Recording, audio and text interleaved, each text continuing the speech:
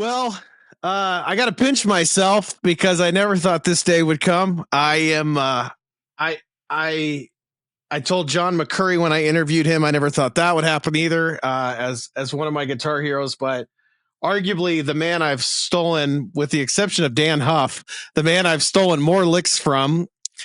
And I never thought that I would be able to interview one of my true guitar heroes. This is like a huge moment for me, Mr. Marc Diglio, joining us on Session Stories. Marc, man, I am just over the moon excited to be talking with you. And how are you, my friend? How are you? I'm doing great, John, and thank you so much for having me. It's really, really awesome. Thank you. When was the last? Let me start here, we chatted a little bit last night, but first of all, I gotta say this. It was a little bit ironic. I dropped my kids off this morning and I was going through a Spotify list and it was just all my like songs. And it happened to be H Boogie came on. And I thought, you know, what's funny about that is that entire song, if somebody just studied all the riffs on that song, they'd have enough riffs to last them a lifetime. So I thought it was really cool that this morning that came on. But is this the first, when was the last time you did a video interview about your life and career? I mean, has it been 10 years, 20 years, a month? How long has it been? Recently, I did an interview for Classic Rock History magazine, but that was just through an email format. So to answer your question, the last time was probably 30 years ago, 35 years ago. Wow. I know. I'm so honored to be the guy that is doing it in 2023. So, all right, let's go back. Let's start at the beginning. Let's just be chronological. Talk about where you're from, where you grew up. When did Marc Diglio pick up a guitar? Like, when did that begin for you? The music bug. Well, let me just, if I may, I really just want to say thank you to all of you guys out there in YouTube land and everywhere else, all the guitar players and music fans. It's been a long time, a real long time, way overdue. And I just want to say, first of all, thank you so much for just the amazing comments. I mean, I've disappeared. I was, kind of off the radar for 30 years or so. I kind of walked away from the music business, but not music. So I still been, active, but just not doing anything. Yeah. But all of a sudden, I started to realize through friends and everybody, hey, did you see all these videos that are coming out and all these great comments? And I'm like, wow, that is absolutely amazing. So, again, to everybody, thank you so much. It means the world to me. I'm privileged and blessed and just super humble. Thank you. I am from New Haven, Connecticut. And you and I talked about this. There's a lot of unbelievable musicians and guitar players specifically from Connecticut. It's a breeding ground for guitar players. Back when I started, there was a lot of famous people that came out at that time. John Mayer is from Connecticut. The great John Schofield. God, I'm probably missing a few. Michael Bolton lived down the street from me. And then a lot of great guitar players that, friends of mine or just local guys that, kind of it never really panned out for them, but just so much talent. It was just such a crazy thing. Everybody played guitar. It was great. At what age did you pick up the guitar, and what was kind of the genesis of even hearing a guitar or wanting to play it? John, it would probably have to be around 14, 15 years old, somewhere around there. I was transitioning out of sports. We all kind of traded in our baseball mitts and hockey sticks for, Charvels and Strats and whatever else. So it was around that time. And I remember the thing that, I was a big music fan. I mean, my ears were just, wide open. I was a sponge to whatever I heard. But the first time I heard Led Zeppelin, when I heard Jimmy Page, that kind of did it for me. I was like, wow, this is just magical. And I just went down that road. The the posters, the magazines, just wallpapering my wall and ceiling in my bedroom with Led Zeppelin and Jimmy Page and all that kind of stuff. So that's what really started it. And it's interesting because I'm talking to a guy who's just like, there's stuff he's played on records that I'm like, I still can't figure this out. But like, that's it. I mean, in a way, like that is at an older age than I think a lot of people would figure, because as we get to this part of the story, you were fairly young too in the music business. So like it wasn't like you had 15 years of guitar playing experience before all that. So like you started at 14, 15. That's just awesome. Like I can't wrap my head around that. That is so cool that's how early you started, or late you started, I guess. Yeah, late. And you hear a lot of stories of people. I think you told me last night that you picked it up at around 6 or 7. Yeah. I was playing piano at 4 and 6 or 7 guitar. Yeah. So you started Led Zeppelin, Jimmy Page, the inspiration. How did your musical career develop in Connecticut? Like, were you starting to join bands? And I guess what did that road look like? Well, at that time, if I remember correctly, I was probably in junior high school, maybe somewhere around there. Yeah. And I remember this guy walking around school with a boombox on his shoulder. Yes. And what are we talking, 79, 80? I don't know. And he had this music just cranked through that thing. And I was like, oh my God. And I had no business even talking to this guy. He was one of the cool guys. I wasn't. But I just had to go up to him and I was like, who is that you're listening to? And he goes, this is the new Van Halen. I was like, Van Halen, oh my God. And I remember that day I got off the school bus and went to the local record store. I kind of bypassed my stop. And I went in there and I bought the first Van Halen record. Wow. And then made it back home and threw it on the turntable. And just like, at that moment, I was just, what am I hearing?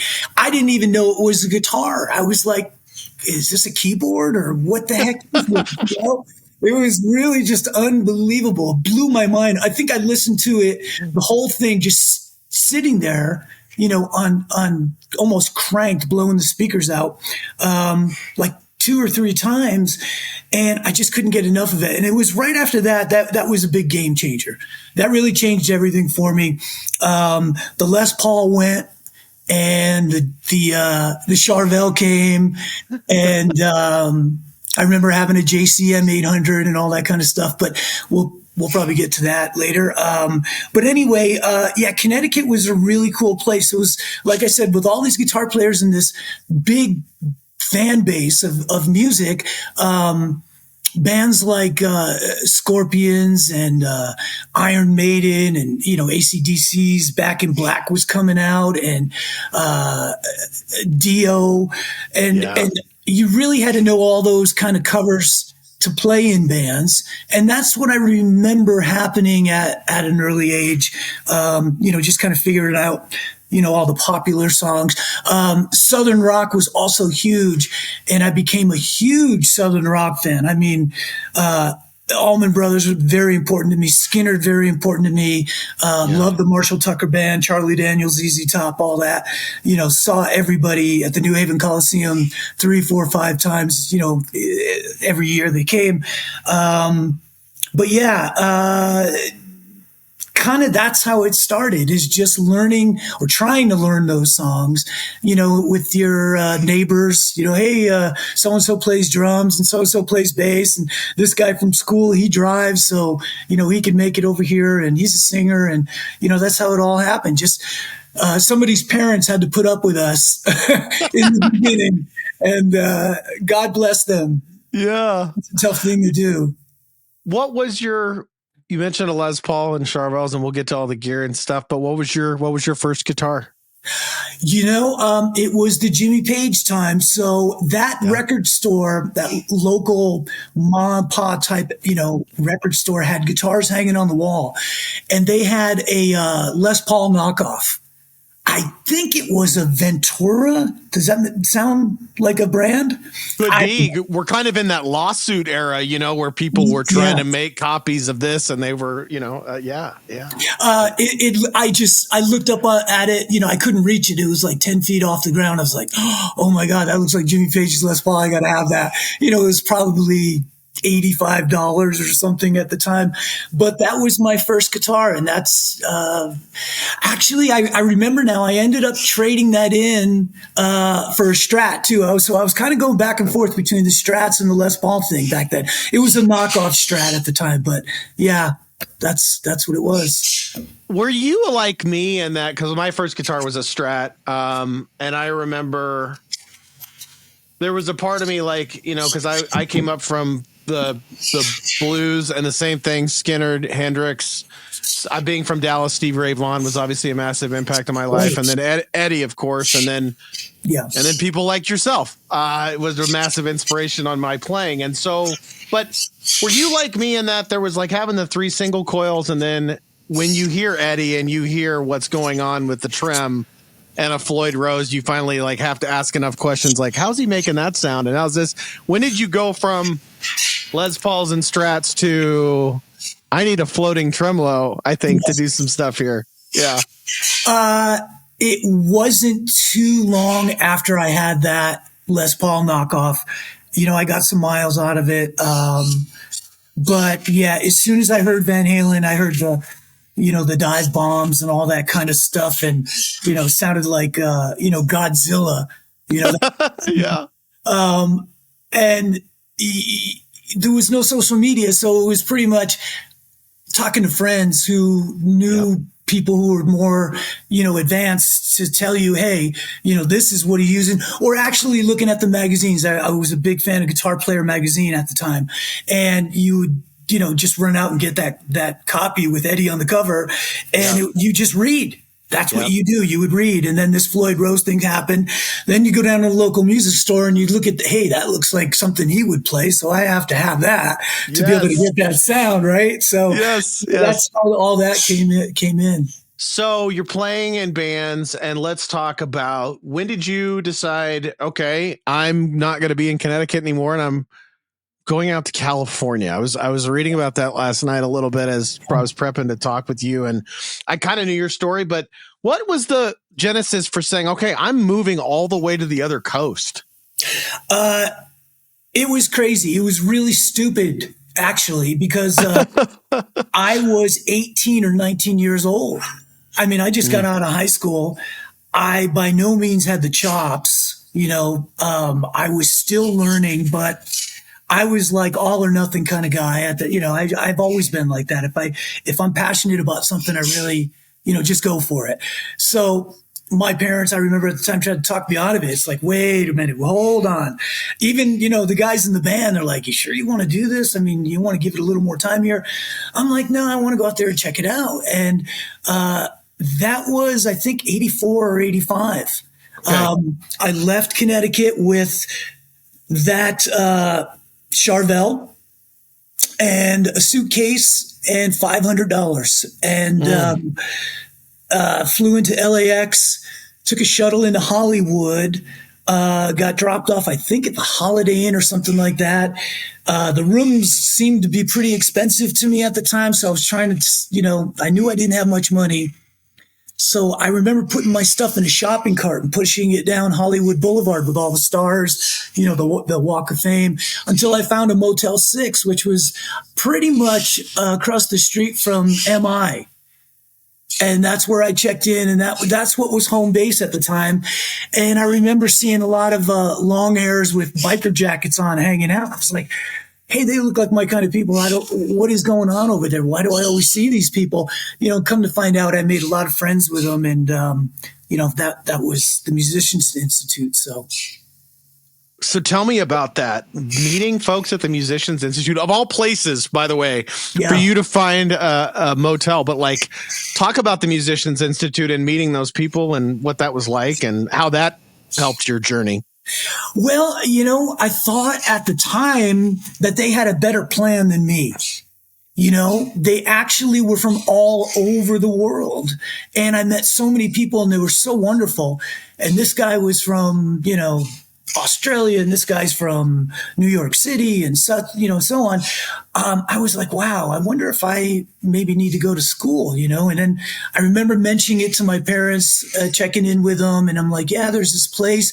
And they're like, well, maybe you want to attend. And I'm like, yeah, I don't know. I mean, I don't know. I don't know yet. I just got here. I really don't. But I met some great people that worked there, went to school there, and they gave me passes, free passes in there to kind of see firsthand what I was missing. Cool. So back in the day, I remember, you know, names like Howard Roberts and Tommy Tedeschi, I think, right? The Sounds, big yeah. studio guys and teachers over there, Don Mock. I remember all these names. And I used to get into with a friend pass to see free concerts. You know, I remember seeing Alan Holsworth, Vinnie Colaiuta or Chad Wackerman or somebody like that, Bunny Brunel on bass, a three-piece. I think there was three people there, and I was one of them. And I got to see that. I got to see Eric Johnson there. Poor guy, when he checked in, I remember he came up and he goes, oh, somebody wasn't guarding the van on Hollywood Boulevard and they stole 3 vintage Strats. Oh no. Yeah, so he still went up and he still played, but he lost 3 Strats, vintage ones.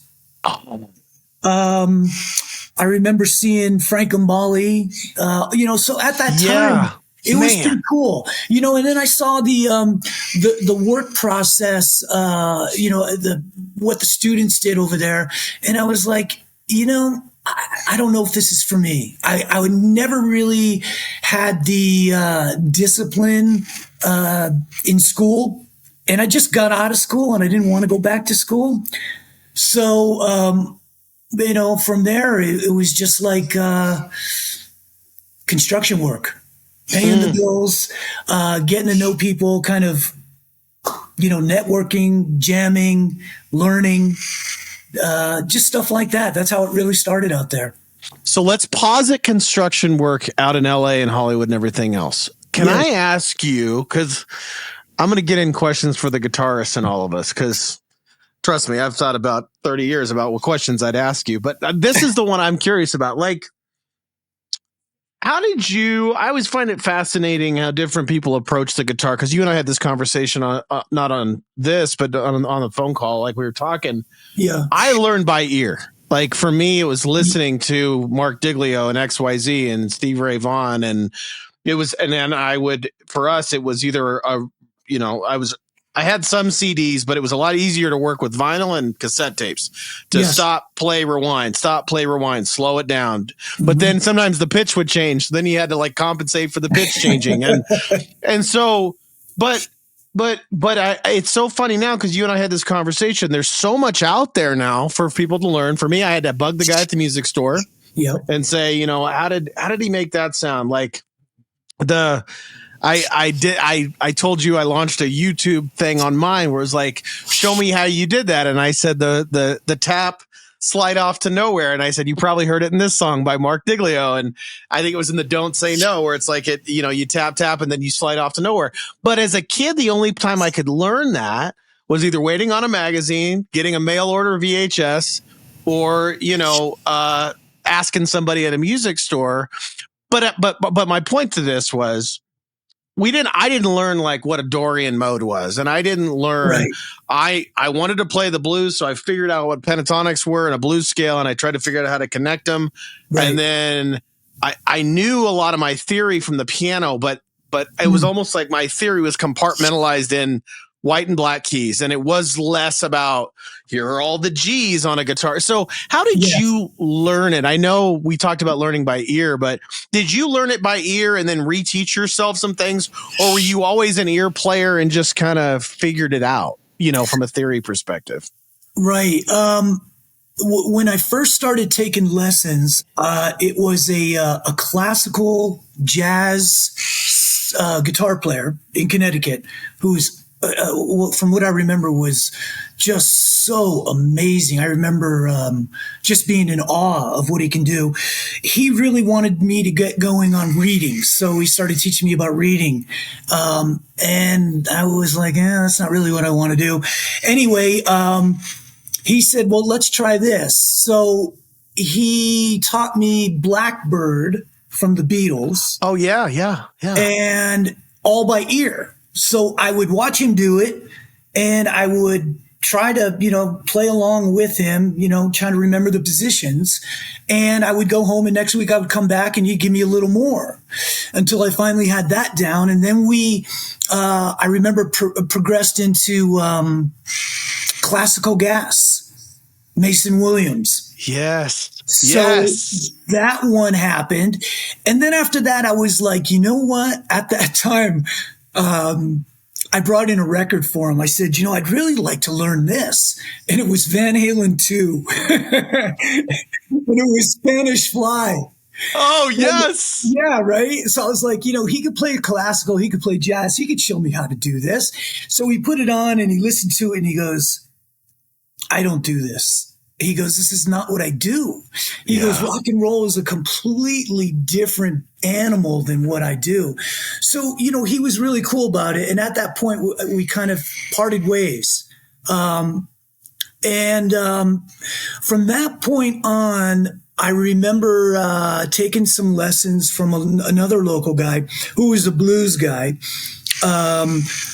who turned me on to Hendrix and B.B. King and Albert Collins and, all these great, great blues people, which I'm so grateful he did because, that's been the staple of my life for the last 20 years or so.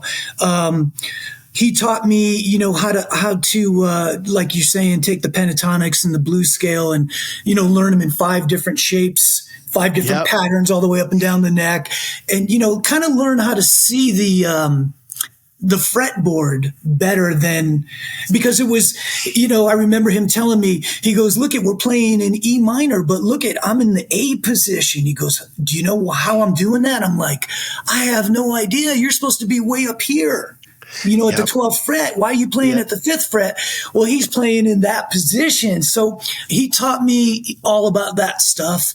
And, from there, just kind of getting it under your belt, you were able to start picking it out of records a little bit better.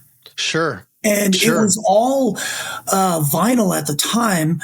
I used to take the belt, I think I told you this last night, off my turntable and put the album back on and then drop the needle down and then spin the album up to speed to try to find the part.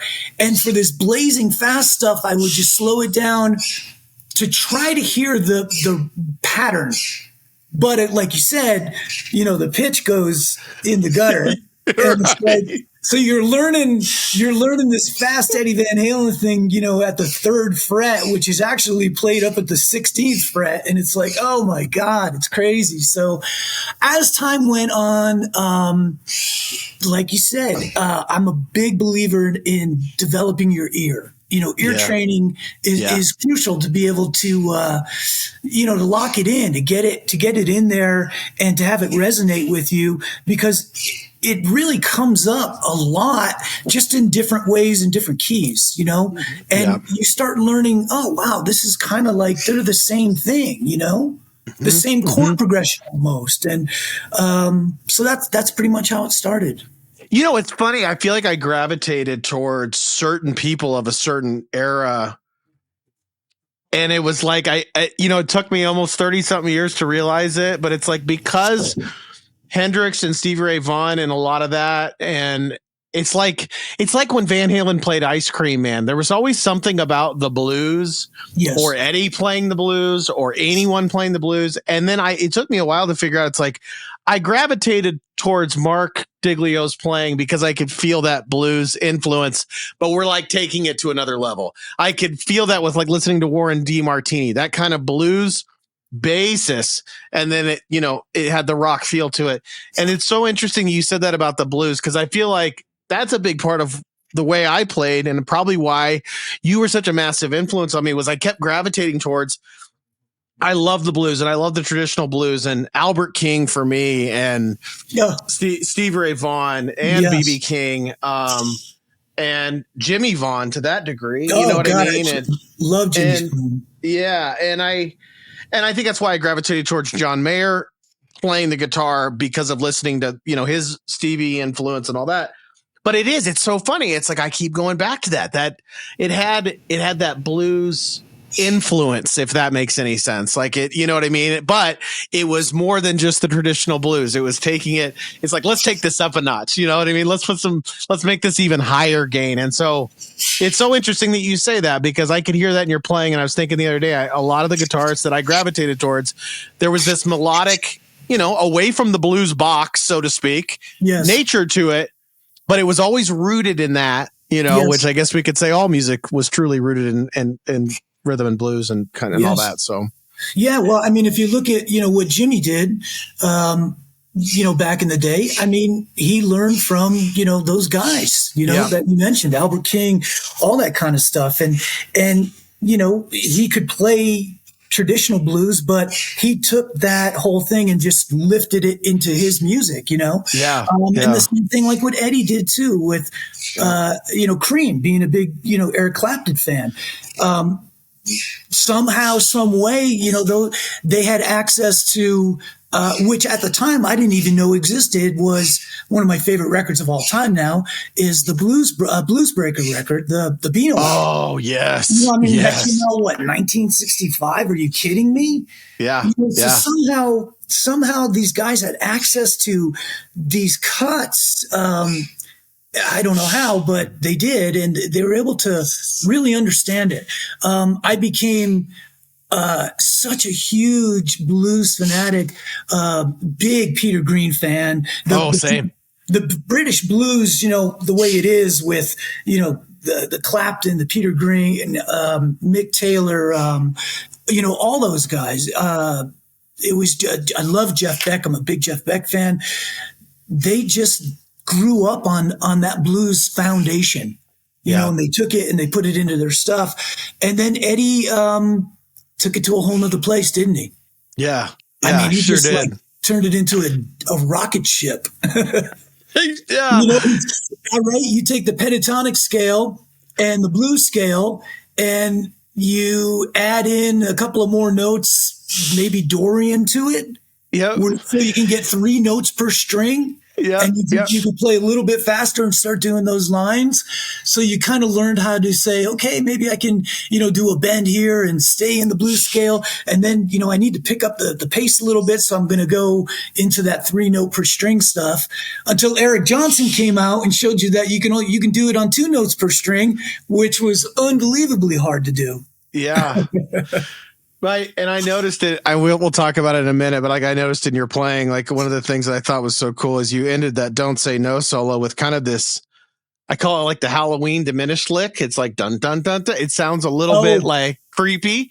You know what I mean? And it's so funny because I listen to that. I'm like, here's another example. It's like, just when you think you got Marc pegged, he threw something in like that, and I was like, well, okay, we got a diminished up lick that's going this way, and it's so cool. So let's go to that. You're working construction in Hollywood. What kind of happens next that leads you to XYZ? Right. So I had mentioned to somebody in Connecticut that this is what I had planned to do, and they said that they had a phone number for Pat, the bass player for XYZ. Give him a call when you get out there. Maybe something could happen. So after a while, I kind of got settled in. I gave him a call, and yes, they were looking for a guitar player. And I remember going by. I didn't live too far away from them at the time. I think I was maybe a half mile or so away, but I used to walk with my guitar. When I think about it now, these days, you can't walk around anywhere, with but I used to walk with my guitar to their apartment, and we'd sit down and we'd play, and we'd, kind of, talk about music and our influences, get to know each other. And he would offer to give me a ride back home. And I'd say, no, that's not necessary. So I would walk back home.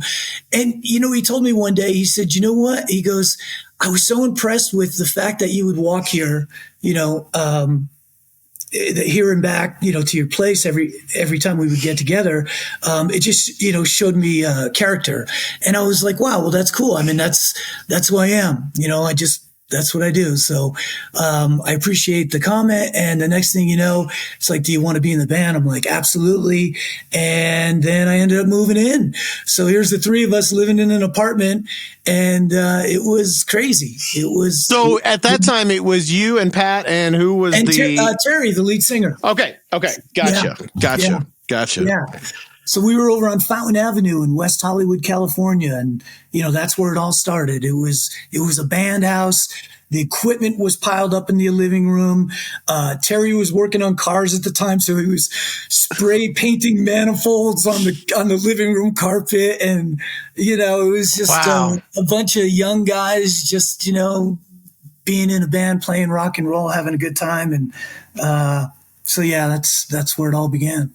So did you guys follow the path of, all right, we're going to just start hitting the strip and just carry our demo tape with us and yes, try to make it? I mean, was that kind of the goal and the plan from day one?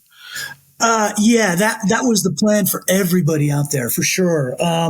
You needed to get some studio time. You needed to write a song or two or three. Back then, it was a 3-song demo that was very popular on a cassette tape.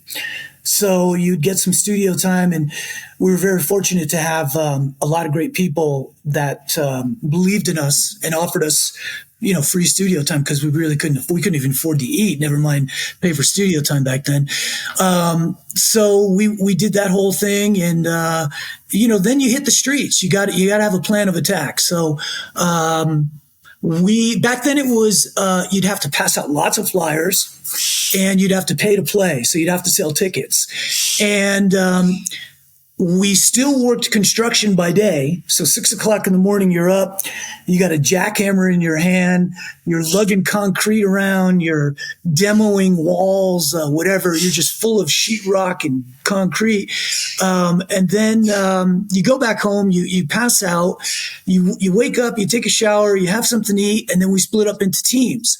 It's like, okay, so Van Halen's playing at the Forum. We need 5 people to go to the Forum, and so-and-so's at the Troubadour, and so-and-so's at the Palace. So we would split up, and then we would all meet at Rock and Roll Denny's on Sunset Boulevard, at about 2-3 o'clock in the morning. And so that happened quite often for years. Yeah, a few years. What was on the 3-song demo? Well, it changed every time we thought we had something better. The last one we did had Inside Out, What Keeps Me Loving You, and one more. I can't really recall what it was. And it just so happened that at that time, we were asked to, if we wanted to, show up to an open mic at the Troubadour. And, they already had the gear. You just walk in, play, and that's it. So we went up there and we did those 3 songs. And there was somebody from Enigma recording records there, and they, some gal, I can't remember her name, she asked if we had a demo. And of course, you always had a demo on you. That was what you did. So, right. Yeah. Pat handed over a demo, and the next thing you know, we got a call from the AR guy over there and wanted to meet with us. We thought it was a bad joke when the phone rang. It was like, are you kidding me? So yeah, that's the way that went down. And so the first record label, because it was a transition, right? Like, so it was Enigma, and then it was Capital. Yeah. Talk about that. So, well, actually, let's back up. So you guys, you get a call from the A&R guy. It was one of those things like, okay, we're signing, and we jumped right in the studio type thing? Or how did that, what was that process, like going from being discovered to going, oh my God, like here we go. Yeah, it was really crazy. Like I said just a little bit ago, we couldn't believe that it was actually happening to us, because we had showcased for, like everybody else out there, maybe 6, to 10 different major record companies who have all passed on us. For some reason, you know, they all have their reasons. It's like, I don't like this song. I don't like the drummer. I don't like the guitar player. I don't like the singer's hair or whatever. So, we were feeling pretty good about ourselves. And I think at that time, they just wanted to get to know us. They wanted to hear more. We gave them more of our ideas. And then it was like, yeah, we want to offer you guys a recording contract, which was really quite a funny story in itself. I remember I had known about this, but I was committed to being at work the next day. So I called my boss and I said to him, hey, Dale, I got to take off a little bit early tomorrow. I'm going to go sign a recording contract. And he's like, man, he goes, that's great. Cause I think he was a guitar player too. And when he was a kid, that was something he wanted to do. And I remember he said to me, he goes, Marc, I would just tell you to just go. He goes, but man, we planned the whole day around, you know, needing your help with some stuff. And I said, no, that's no problem.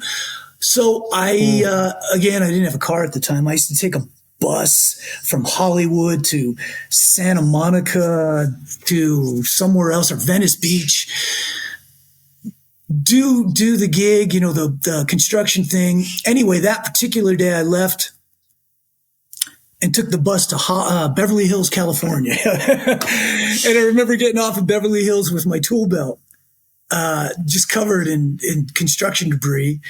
People looking at me like, oh my God, are you sure you're in the right place? That's where the attorney office was. And I went down there and signed that contract. And I think I still have the pen. Yeah, crazy, huh? Still got the pen. I think so cool. Yeah, I think so. So what, from there, did you guys go instantly into the studio? And I'm assuming you guys, with having the demo tape change, I mean, did you guys kind of have a full allotment of songs ready for that debut album, or did you guys kind of have to write some more? I found one I hadn't heard that was on that, which, by the way, if you haven't, everybody needs to do themselves a favor and go listen to the Forbidden Demos. Wow. Yeah. I heard your solo last night. I had listened to it here on this song called High Life. Oh my God, Marc. I thought Face Down in the Gutter was hard. It's going to take me a while before I learn what you did on that one. That was amazing. Thanks. I haven't heard the name of that song title in a long time. That's crazy. Yeah, so there was that. So that made me curious just last night, because the Forbidden Demos thing is so cool to me. I just thought you guys were. It's one of my favorite music stories. I love to hear when a demo makes it into, you know, like how does it go from demo to on the recording? I think it was Skid Row was like they when they were doing Slave to the Grind, they did all those songs and they kept trying to get the title track Slave to the Grind to sound as good as the demo. And finally they're like, just put the demo on there. Like, it sounds amazing. And so how did you guys go into the studio? Did you guys have quite a bit written and ready to go, or did you guys start writing, or both? Or both. Yeah. We had a lot of material because, you know, at that time we had been playing out for a few years. So sure, we had acquired a lot of songs. You know, it was kind of a rotation thing. Sometimes, you know, we'd forget about them because we weren't getting the right response we wanted to from them. So we'd move on. We'd write some more. I remember at that time they talked to us about, okay, so the next step is you need a producer. Do you guys have anybody in mind? You know, of course, at the time, all these guys that were so famous, you know, doing big records, we wanted them, you know, because we were fans of their music and stuff. And we auditioned for a few people. Andy Johns, we auditioned for Andy Johns. So I think he was doing Cinderella at the time. Yeah. Cool. We were in touch with the guy from the Scorpions, but you know, that was a little tougher because he was in Europe. I don't know how Don Dokken's name came up, but that came up, cool. And I was like, wow, never even thought about that. But I remember we set up, he came down to the rehearsal room and we played for him. And, you know, like I said, I guess we made an impression on him because he took the gig. And I was really excited, that, wow, we're working with Don, and, that's going to be pretty cool. So we were really excited. That's awesome. Yeah. Did Don do both albums, or did he just do the first? He just did the first album. Okay. Yeah. The second album started with, if I remember correctly, Neil Kernan, who I guess worked with Queensryche. Just came off a Queensryche record. Yeah. It didn't really work out for us, so he exited, and our very good friend, the late great George Tutko, took over, and he finished it out. And he was the guy who helped me immensely get those guitar sounds on Hungry. Yeah, he was awesome. We're gonna come back to that because we got to talk about on the Hungry album. So how did I mean, the what I love about XYZ is, I think, such an we talked about Giant last night on the phone. We were talking about XYZ. We were talking about White Lion. Yeah. And to me, Slaughter and Skid Row fit in there too. I always say that it was some of the best albums kind of were coming out, and the best music was coming out when people were like, no, we're changing the music scene. It's going to go over here. But it was like, just when it was getting almost like, oh my God, this is some of these incredible albums. But going to that first record, kind of in the heat of it all, did you guys know that like Inside Out was going to be the quote unquote single? Because nowadays XYZ is a cult following. I mean, there's people that know every track on every album. You're talking to one of them. And for me, I don't know. I don't look at it as a single. Now, when it was all happening in front of me and I was a kid and watching MTV, sure, I remember the Inside Out video, but I mean, it's like, I don't, did you guys have that mentality, or was that the plan going in? Like, this is the solo, or this is the single, we're going to push that? Or did you have a few options for a single there, or how did that one work on that first album? Yeah, we did. We knew that Inside Out had something. There was something there. So we kind of felt that. So we were pretty confident with that. We were also confident with What Keeps Me Loving You and Souvenirs. And I think those three were the ones we were most hopeful with.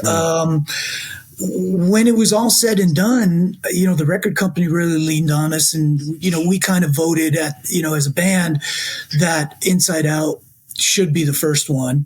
It was just a good introduction to the band. It was up. It pretty much showcased what we were all about at that time, and then followed it up, of course, with What Keeps Me Loving You video. But yeah. So from there, you guys hit the road. It's no longer just playing Sunset Strip. When did the tour begin for that? We got asked by Ted Nugent to do the Whiplash Bash Tour, 1989. And he was in California at the time working on the Damn Yankees' first album. Oh, wow. So we went down to the studio, Pat Terry and myself. I don't think Paul was there now, but I don't think Paul could have made it. Anyway, we went down there and we walked in, and they took a break, and Ted came out with Tommy Shaw and Jack Blades. And I was like, damn, man, this is crazy. This is crazy. I was so blown away. And, so Ted's like, kind of almost scared us a little bit with like, hey, there's been a lot of people that done this tour. It's a tough gig, man. These people, they don't want to hear you. They want to hear me.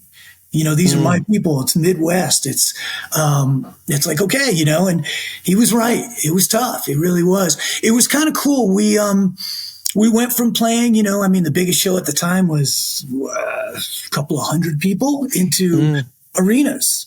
Yeah. And ended up New Year's Eve at Cobo Hall in Detroit. It's like 20 something thousand people, and pretty surreal. All those concerts that I used to go to at the New Haven Memorial Coliseum, sitting out there in the audience when the lights would fall and the crowd would go, and people start stomping their feet and the lighters would come on, and you're waiting for the band to hit the stage. And it's like, I can't believe I'm on the other end of this. I mean, I never thought that it would happen in a million years. So, it was very special. We learned a lot from Ted, and just after our gig, we'd go change and just hang out on the side of the stage and watch him. And it's like, holy shit, man. I mean, just a whole nother few notches up. I mean, these guys are professionals. This is our first, go around. And we actually studied. We learned. We were like, okay, look at the stage presence. Listen to, just watch and learn. It was just great. But that kind of ties in with what you were saying earlier with Enigma Records and Capitol. We got off of that tour. We peeled off and went out on our own, and we went up and we did Canada from the East Coast all the way to the West Coast. And, we did all that sort of stuff. People commented how they thought the band was much tighter, and that's from, playing with somebody who's better than you, watching those guys go on every night and learning how to do it. So,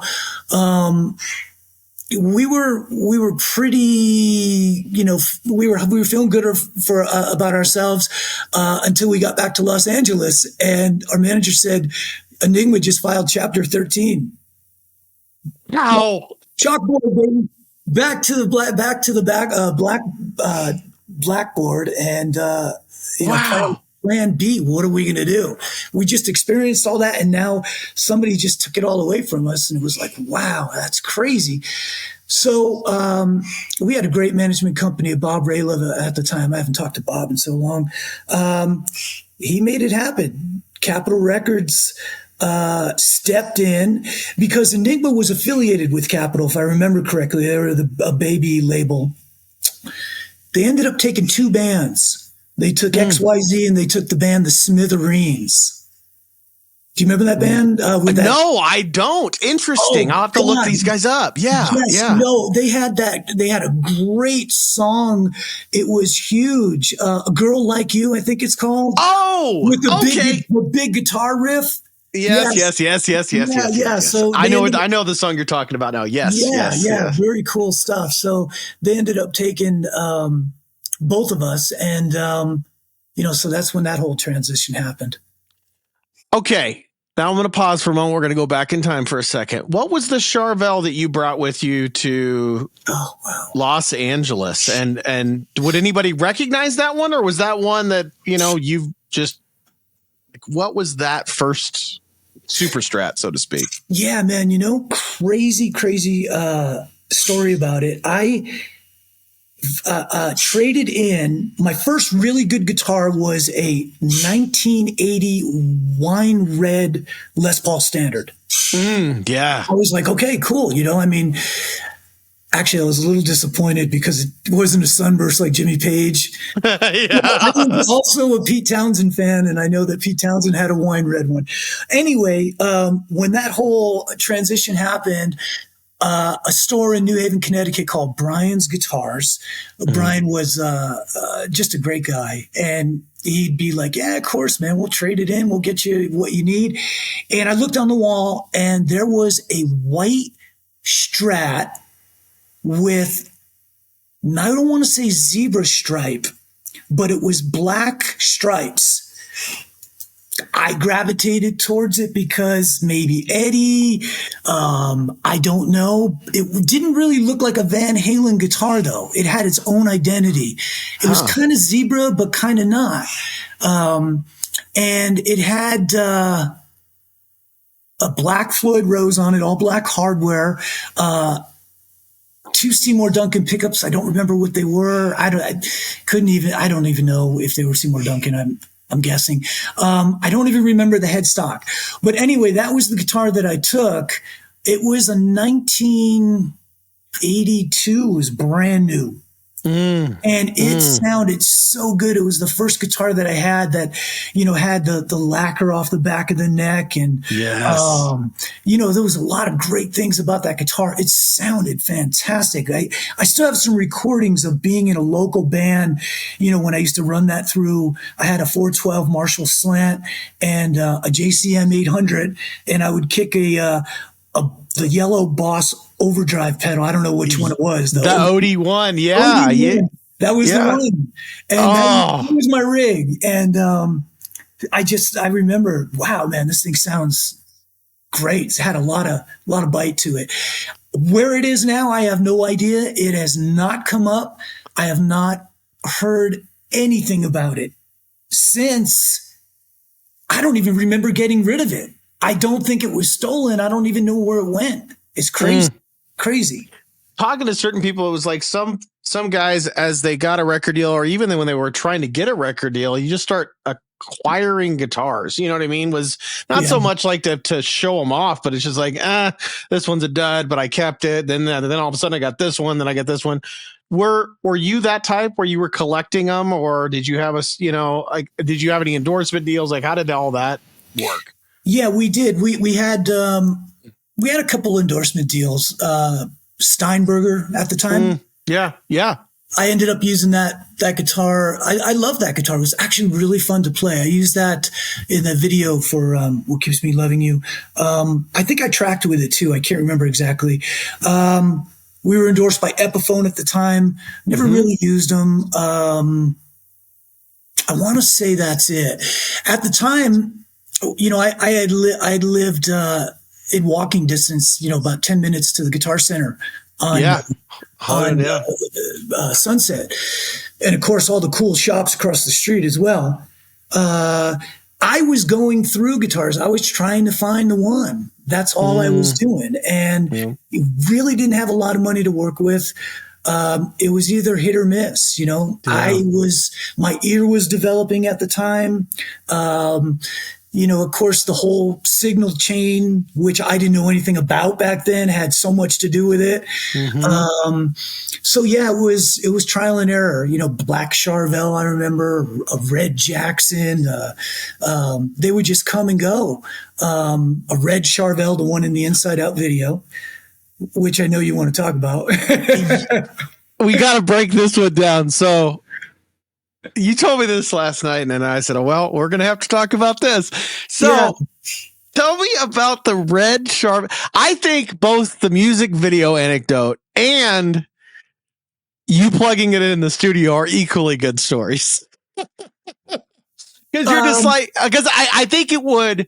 I saw a picture of you with the Red Jackson, by the way, the other night or last night. I was looking through some stuff to create some videos, and I like to gather photos and stuff like that. But it was like, I saw that one, but it got me thinking, because my son was asking about, I was obviously over the moon having talked with you last night, and he was asking about it, and he was talking about different guitars. And so I showed him the Inside Out video, and I pointed and I laughed because of what you're about to say. So I'll let you take it from here, but you dropped some inside news about that guitar to me. Yeah. I fell in love with it when I saw it. I don't remember where I bought it from. I want to say the Guitar Center in Hollywood, but I was like, wow, that looks really cool. I like the color. It's got the Strat headstock. It's got that, one pickup, volume knob. Let's just go. Let's rock and roll. Excuse me. So we get in the studio with it and plug it in, and I'm like, yeah, maybe the amp's not right. Maybe this, that, or the other thing. And everybody else, after, just going through all this different stuff and finally, just changing guitars out and trying something else, it's like, this guitar's just not it. It just didn't have the sound. And I was like, man, I'm disappointed because, you loved it. And it was a dud. And it was a dud. It was a dud. And I'm sorry to everybody out there who thought that I tracked that song with that guitar. That song was tracked with the yellow Charvel, I think, or Jackson. I don't remember which. You had a yellow one. That was my favorite. That was a great sounding guitar. And I think that's what I used to track that too. Not that Red Charvel. The last I heard is Mick Mars from Motley Crue ended up buying it. So it was part of his collection, and I saw a picture of it, and someone had put in a neck humbucker. And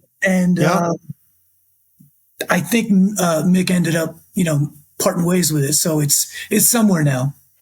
Oh, that is so cool. So I asked John McCurry had a good story that when he was moving from Connecticut to New York City, he sold, because at that time it wasn't worth as much, but he sold, a vintage Strat. It was like a 62, and he sold it to, or whatever to make money. And so anytime I get a guitarist on here, I always ask, is there one that you'd want back? Because we all have one we want back. Is there a particular guitar that you had that you're like, man, if I could have that one back, the rest of them can go. But all right. So yeah, absolutely. Across the street from the Guitar Center is a vintage shop called Guitars Are Us. Howie and Albert owned it at the time. And I used to go in there all the time because I just loved vintage gear. I didn't know too much about it, but it just, like a magnet, I was just attracted to it. Like I mentioned earlier, I was a huge Jeff Beck fan. So the cover of Wired, he had this white Strat. And I used to stare into that album cover so much while listening to that back in the day. Well, on the wall, he had a 61 pre-CBS all original white Strat. And I was like, oh my God, man, how much is that? And he said, it's $1,500. Man, that's so much money. That's so much money. I go, you know what? I go, I love it. I got to have it. Can I make payments and just leave it here? And he said, absolutely. I said, cool. So I would work and I'd bring him $50, and then I'd bring him $100, and then $20, and then maybe $300. Finally, I paid it off, $1,500.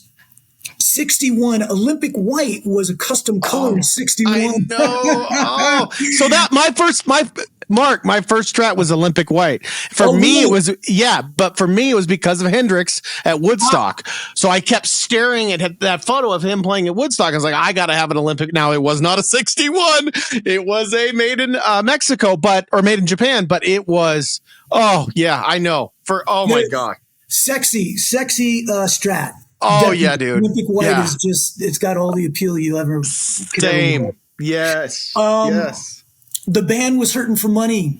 I had the guitar for 2 months. Everybody looked at me and said, you leave it underneath the couch. You never even play it. I said, yeah, I know, but I love it. It's something I've always wanted. And, it was cheap back then because nobody wanted that stuff. They wanted pointy headstock guitars. Yeah, exactly. Hockey stick headstock guitars. Yeah. And so I was like, all right, I know what I got to do. We were out of money. I think, if I remember correctly, that guitar, let me start here. I brought it back to Albert. He said, I can't give you any more than what you gave me. I'll give you your money back. I said, cool. He gave me like $1,500 back. And I think that guitar funded the demo for Inside Out. Wow. But we all know what it goes for. Those guitars go for today if I still had it, right? I think the blue book on it now is like $50,000. Yeah. It's a good investment, but and they had all these Strats hanging on the wall. They were all priced the same. They had vintage Les Pauls hanging on the wall, vintage 335s. I didn't know what I was doing. I wish I can go back in time with, just even $5,000, It's funny you mentioned that, because it's from being different eras. Like, let's call it 41. I'll be there in a number of days. But like, I remember I was talking to Leon Todd and he was talking about Hamers. And I just remember I was like, growing up as a kid, I think because it was a Midwest builder, I believe they were in Illinois, but like,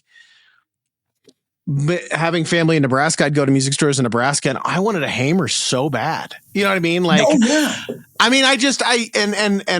got to see 2 James Tyler guitars, that were in a Dallas shop for all of 5 seconds. They were either getting a string change, or they were, somebody was dumb enough to sell it, and then all of a sudden it was out the door. But so like, there were these little pockets, I wanted a Carvin so bad. And but I just remember that for me, you were a big influence on me with the Charvels and Eddie's early career, with the Charvels and stuff like that. But like, I just remember Charvel was such a big deal for me because you played it. Wow. Charvel, it was a big deal. And I just remember, and it was funny. It was like right around that time that it was going from the old logo, the old Charvel block logo, to the toothpaste, about the time that, your 2 albums, you guys were on the scene, man. 475, I'd see those, and 375s, I'd see those at And I was like, I've just got to have. So when I decided to do Face Down in the Gutter, I'm like, if I don't use a Charvel on this, somebody might come and hit me. So that's funny. so that, yeah, it was always that thing where I didn't know what I was looking at. But I just remember during that, just with being different ages, during that time, I would go in and I saw all the 3-tone bursts. And, it was like, but for me, I was like, man, what is that guitar over there that's neon pink? Like, I want that one, and it was just, it shaped a lot of, you were a big reason. What I'm saying is it shaped a lot of the style of guitar I even wanted to play. So, yeah. Well, cool. I remember being as a kid, I fell in love with, I always wanted a Dean Flying V. I thought that was rock and roll, man. I was like, I have to have one. I never did. And I also wanted a BC Rich, one of the Mockingbirds or something like that. Oh, yes. The guy in Jefferson Starship, I think, Craig Chiquito or whatever his name is. Yes. Yeah. Chiquico. Yes. Craig Chiquico. Yes. Yeah. And in fact, I think he just offloaded a bunch of stuff to Emerald City Guitars that, and I think there was a BC Rich in there. And so you guys do the tour with Ted, you guys do your own tour, you come back, you're under Capitol Records. Yes. How do you guys go to Hungary? And of course, to me, this is the most fascinating time for XYZ because I think it's kind of like Winger's Pull album. It's like, that might be your best album, but things were changing. And then we got to talk about the Face Down in the Gutter video because that was controversial and it got pulled off MTV. And it was like, so how did you guys go from the first album to Hungary and what was that process like? Well, like I said, when we came off the road, we were told that we didn't have a record label anymore, but we're going to get you guys one. Don't worry about it. We just had this great management. And I remember booking some time in a recording/rehearsal studio, and we lived there for months.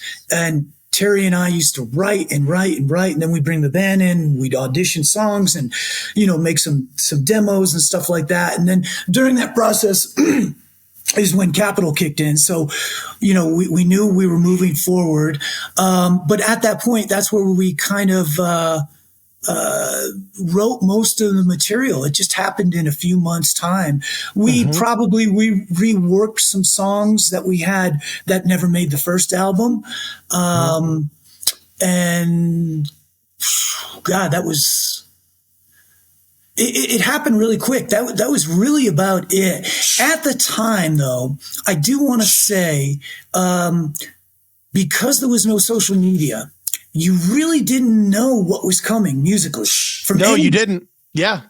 So when I first heard what Seattle sounded like at that time, after we were done, I was like, wow, man, this is drastically different from Los Angeles, what everybody else is doing. I don't think anybody heard it coming unless, you actually went to Seattle and saw some of those bands perform. Sure. You wouldn't have any idea.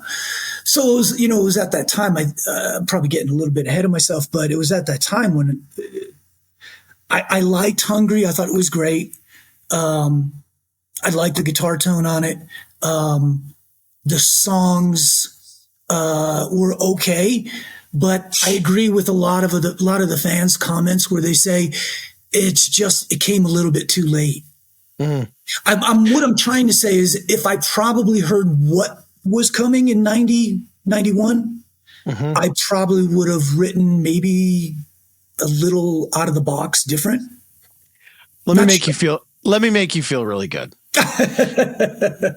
So first of all, it's my favorite album. Okay.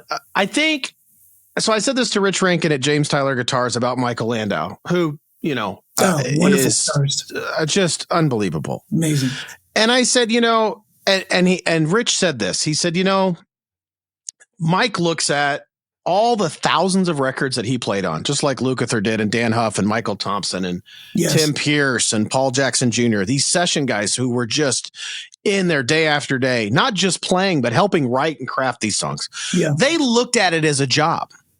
And he said, so for someone like you that's doing a channel that is highlighting their work and other guitarists that have inspired you, while it's great, they didn't look at it like, oh, I remember playing that track on that Cher album. It's like that was a job. I went and did a job, and and Rich put it in a great way. He said, it's like asking a surgeon, hey, do you remember that heart surgery you did in 1991? He's like, no, I don't remember that. Like, and so, but I said, I told Rich this, and I'm going to say this to you about Hungry. What I don't think Mike understands, and I don't think any of us can understand because generationally it just keeps going, is when I put out videos of these solos and I put the tab up, I get so many comments from kids that are 16, 17, 18, 20, 25 years old that said, I never heard that album. I didn't even know that existed. Wow. So for you to change it, think about this. Like if you had changed it and tried to make it match up against what was happening, it would have lost all this stuff for all of us that either grew up with it or it was right in line with what we were listening to. Because I hadn't heard Seattle yet when Hungry came out. Yeah, it took everybody by surprise. Yeah. And so, but what I always find, I had this conversation with Michael Nielsen. There was that period in the mid 90s where it was like Rat released a record trying to sound a little bit like, you know, the little bit of Seattle influence in a modern rock, and everyone listened to it. And you know what they said? That's not Rat. Work. Yeah, it doesn't work. And so I'm so glad you guys didn't, is all I'm saying, is I'm so glad you didn't write it differently because, like I said, even if you just take H.H. Boogie, that entire song, Marc, is full of so many riffs that are blues based that still baffle some people. Like it took me longer to tab that thing out than any other song I've ever had to do just to make sure I got it right. And if you lose that, like if we lost it and it butt up against like Seattle and it kind of tried to be a chameleon and move into that, we may have lost. Like you put that down and that's on tape forever. Like that's legendary shit, man. Like that is just. I thank you so much, John. That's very kind of you. I always tell people and it's not that I blame anybody. You do what you have to do to make ends meet. And if the record company says, we want you to make an album that sounds more like blank, I understand it. To a certain point, you don't have a choice. But man, I told people all the time, I'm like, some of those albums that came out right when Seattle was coming were the best of those bands. And it was because they didn't know it was coming, but they had gotten tight. You could hear you guys getting tighter as a group. You had found a sound, which leads me to this. Every guitar player in the world wants me to ask you this. Let's go backwards. I want to hear both sides. What did you use in the studio for the first album with your amps and kind of your setup? And we talked about your ADA MP1 and all that, but like, what did you use for the first album? And then how did you get into what your tone was in the second album? The first album, I think Don had a Marshall head, and I ended up using that. The guitar was probably the yellow Charvel. Yeah. Typical 412 greenbacks type of thing, maybe an overdrive pedal. That's about it. I didn't really have you didn't use a rack in the studio. You just kind of plugged in, it was dry, and all the effects came from the board. I guess I really was at the point where I was learning. It was the first time in the studio recording an album. It was tough, so you kind of relied on the engineers and Don, of course, who came from George, who had, the guitar tone. And then, you rely on make me sound magical like George, Don. Come on, man. That's why we hired you. So, it just kind of, it just happened. It really did. It just happened. We were just grateful to get through the experience. Sure. It was tough. It was really scary. You get your feet wet and then you go in for the second one and you get a little bit more confidence in you. That record ended up being, I was using probably the yellow Charvel again. And I think, if I'm not mistaken, the pickup in that guitar was a Duncan a JB. I think that's what it was. Anyway, that ran into a 1970, early 70s, 74 Marshall JMP, and just using the power section, actually. It was modded to go hand in hand with this Mike Morin preamp, what we talked about. I remember getting together with Mike at his place when he was doing these things and hearing plugging into him. I was like, oh my God, this thing is insane. Yeah. And, had to have one. And this was prototype, error. Sure. No silk screening on it. There was no numbers for level controls or, on off, or even his name wasn't on it. So in the end, it was filled with different color pens and grease pencils as far as settings. Like the red was how I was feeling that day, and the black was another day. And I ended up getting rid of it. And, at the time, and I wish I still had it, really a special preamp. And that was pretty much it. The guitar the funny thing was on the first album, everybody always talked about doubling the guitars. Pan, hard left, hard right. So that's what the first record was. It's like, okay, you got it.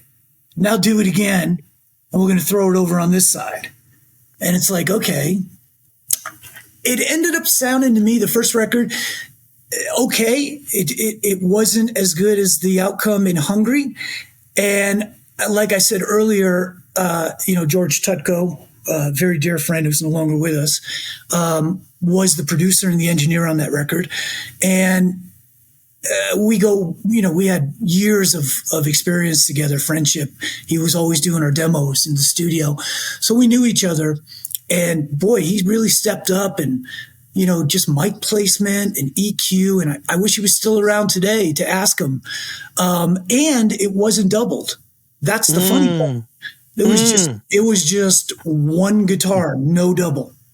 Gosh, that's such, what it is? It's that Hungry album is such a big sound. Like but like you said, it doesn't sound like, we're going to run a wet, dry, wet rig, and we're going to have these pan hard left, hard right, and then dry down the middle. Like it didn't, it was just big rock guitar sound. You know what I mean? It's just, it's hard for me to put into words, but it had, I remember, a lot of teeth to the sound, a lot of hair. Yeah. It really had that bite. And, in the end, I do remember saying, do you think we need to double it? It's like, not really. Let's just keep it simple. It sounds great. It cuts through the mix. You could hear the note separation. I remember probably for the solos, I kicked on that Boss overdrive, the OD1. Yep. Of course, at the time I was playing 9-gauge strings, low action. You could really kind of dig in. The harder you hit the note, the more distorted or the more angrier it sounded. So there was a lot of tricks that you just kind of knew how to do to get that sound to come out. And it was pretty good. Yeah. Okay. Let's talk about guitar soloing for a second. When you were laying down solos, or you would write solos or craft solos, how everybody kind of has a different, method. Some people like, all right, I'm going to get all these solos down, then I'm going to go in the solo and play them. Some people like, I'm going to play these live, and whatever comes out, and then I'll learn them later. Yeah. How did you go about crafting your solos? Because by the way, I still think your guitar solos, I'm like, where did he decide we're going to put that in there? It was just, it's so fun to listen to, because I sometimes I think one of the biggest struggles of being a guitarist is crafting a solo that doesn't, pop all the way at the beginning and have this big explosion and then kind of fizzle out, or start too slow and then it gets kind of boring and you're waiting for this big finish. And yours were just like, I don't know where he's going to go next, but I'm just as energized at the damn beginning as I am at the end. How did you go about crafting, your solo and your solo style and all that? I think a lot of that had to do with, at the time when we were writing, we had a formula. Every band had their own formula. And that's the way we like to, the road we'd like to go down. Mm-hmm. The road I like to go down as far as playing a guitar solo was, just kind of like a painting. You know, you're painting a scenery and you just start adding things here and there with your paintbrush, you know. I think this picture that I'm painting would, yeah, the barn is nice and the tree is nice, but I want a creek. So you paint in a creek and you just start adding little bits at a time to it. We had a thing, pre-production. I don't know if they do that these days, is where you go into the studio before the record with your producer, and he really pays attention and he listens and he makes comments. Okay, we need to do this, work on that. So most of the solos were 90% there because we had played them out. They hit their high notes and, you know, they were shaped and sculpted by playing gigs and going through pre-production and then listening back to the demos and saying, you know what, I could make this better. Really stuff like that is how it all came about. You know, and then we'd get into the studio when it was guitar solo time. I didn't like anybody to be in the control room with me except the engineer. And that's the way I worked them. I knew what I was going to do. You hit record. You give me another track. You do this, you do that for me because I don't know how to do it. And just let me have at it. So it wasn't really a big comp of like 7 or 8 solos that I learned later that people did. You know, we knew vocal comps at the time, but I didn't think of doing guitar comps, but actually some of it was comped. You know, this track, we took this bit, that bit, you know, and put it all together back when you had to cut tape, you know? Yeah. There was no Pro Tools. Right? Yeah. Does Marc have a favorite solo and do you have a favorite riff? Like, is there one that stands out to you? You know, there's a few of them. Favorite solo, I'm too critical of myself, so I'm like, you know, that one, I could have done better or whatever. I know. I like the riff to When the Night Comes Down. Oh, I love that song so much. And there's a song on that record too that starts with the guitar. I think it's called Feels Good. Yeah. And you know, just that opening guitar, I like that riff. I like that groove. You know, they're all cool, I guess. Yeah, it's hard to pick a favorite solo of yours. They're all. How did you on Face Down in the Gutter? You had that snazzy little blues riff, and that little. Okay, now I got to ask something. So there's that little riff at the intro. Yeah, and then you did like a little scrape. So when you listen back to it, it's no, maybe that's H.H. Boogie, but there was yeah, you're right. Yeah, that is. Okay, there's that little scrape. Yeah, it's H.H. Boogie. And I do want to ask you about the Face Down in the Gutter one, but like on H.H. Boogie, you play this little thing and there's like, were you just kind of messing around and we left it on the tape? I was always curious to ask you this. Yes. There's that. Okay, just messing around and we just left it. Yeah. One thing that, you know, we learned is, you know, sometimes magic happens when you don't plan it, right? So just do things. You could always get rid of them. Yeah. You could always mute it, or you could always build off of the idea. I just thought that was so cool. Yeah. It was fun. Because I was listening to it and I was going to play it and I was listening to the opening riff and I was going to do the solo, but I was listening to that little beginning part and I hear that and I was like, I wonder. That's cool. And then on Face Down in the Gutter, again, blues bass. I love that little. Was that something you guys planned pre-production where it was like, hey, let's do this in the beginning? Or was that, hey, I don't want to just jump into the song. Maybe we can start it with this. Like, how did you come up with that little? Because I think that's just as iconic as that song is for guitar players. Is you can play the solo, but you know that little opening riff, like that thing is bluesy and cool. Like. Yeah, it was discussed. I don't know how or who came up with the idea, but let's, you know, have some people talking in the background and almost like a guitar player on stage, just, you know, playing too much, you know, while people are talking or, you know, just noodling. Oh, I know. Yeah. Right? You know, it's like, stop. turn the volume down, you know, so we could get this going. But anyway, so that's what we tried to create.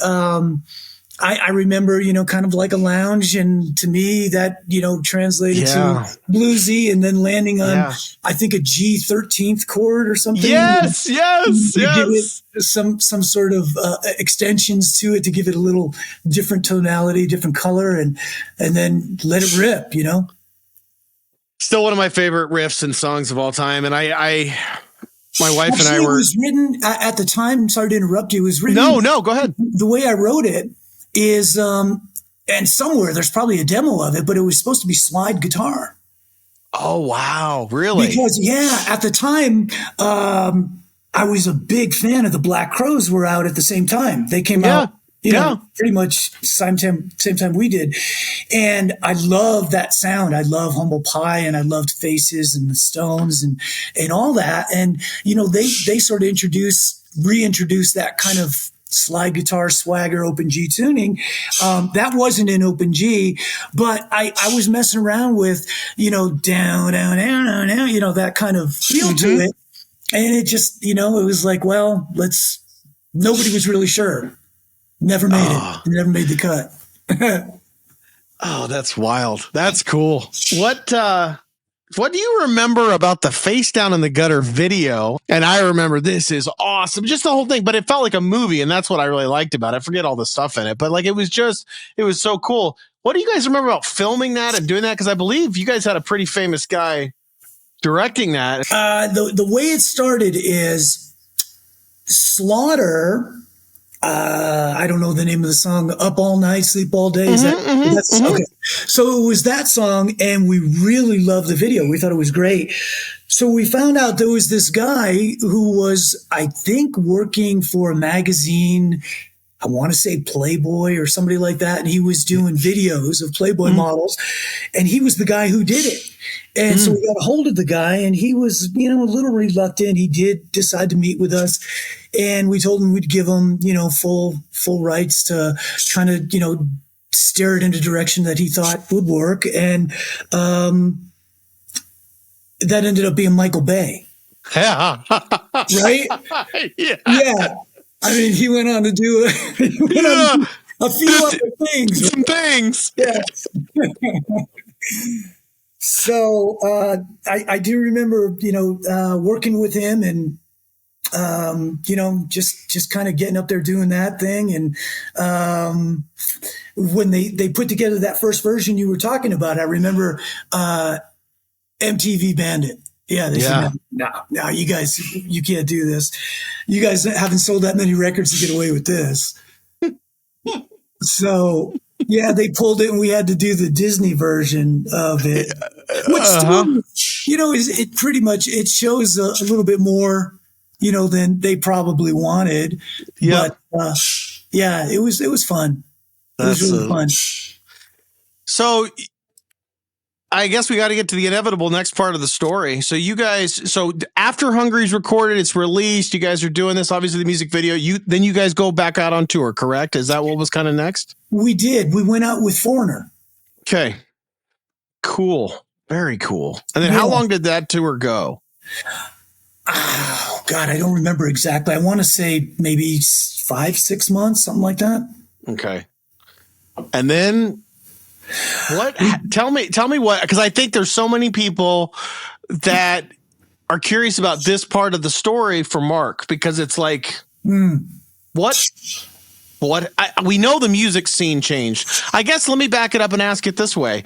Yeah. When you guys were out on tour, did you guys kind of feel it like, oh, the weight has shifted underneath us? Like, yes. Okay. Yeah. Yes.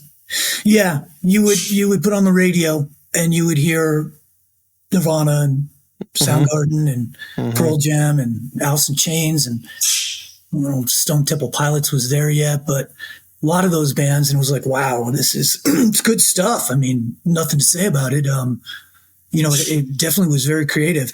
It was taking over, you know, and I heard, you know, somebody put it as, you know, us amongst other bands were casualties of that sound. Yeah. You know?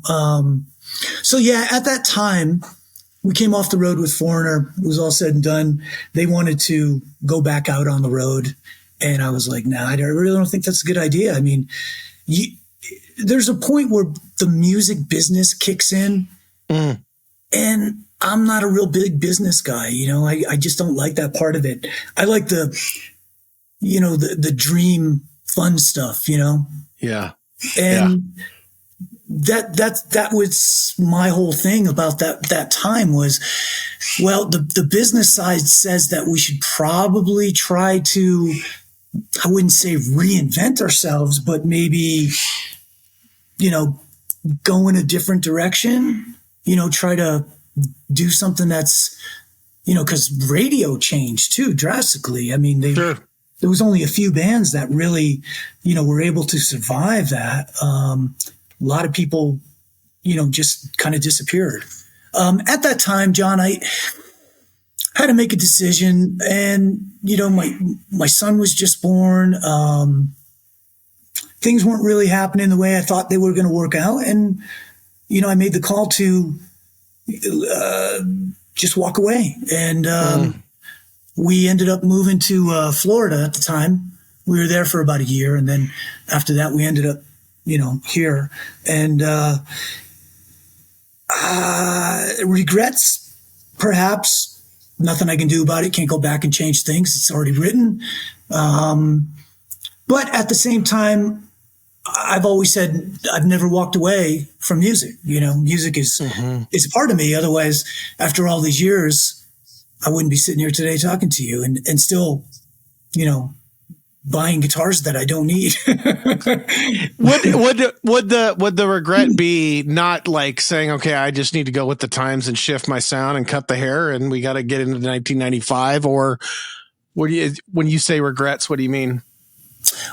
Well, you know, music is a passion for me, and it's who I am. It's my life, and I love music in general, not necessarily just rock music. Just all kinds of music moves me. It's just so wonderful, and you know, I'm sure like everybody else too. Regret probably that I didn't take it serious enough to jump back in and, you know, say, hey, listen, this is what I really think we need to do. There was a time not too far after, I do remember, we did try something. And I think those songs made it on the Forbidden Demo record you're talking about. 90 session that we did. There was a few songs that ended up on that record. I remember, you know, going back to Los Angeles, working with Pat and Terry and Paul, and recording those songs on a Tascam 8-track recorder with a Zoom for the guitar sound, you know? Right? Oh, wow, cool. Yeah. And I remember we needed to isolate the vocals, so we drilled a hole in Terry's apartment in his wall and fed the cable into the kitchen and would bang on the wall, say, go, go, go, you know, that kind of thing. But we tried to get it back together. I contacted Don Dokken, actually. I went out to LA to visit him. We hit it off so well in the studio when he was doing the XYZ record that, you know, George was doing Lynch Mob. He was looking for a guitar player. I said, you know, I would love to do it if you want to give it a shot. Nothing ended up happening with that. He was even going down that road. He's actually the one who turned me on to Dirt by Alice in Chains. You know, wow, what a great album. What a great record. Yeah. And so, yeah, that's pretty much how it happened.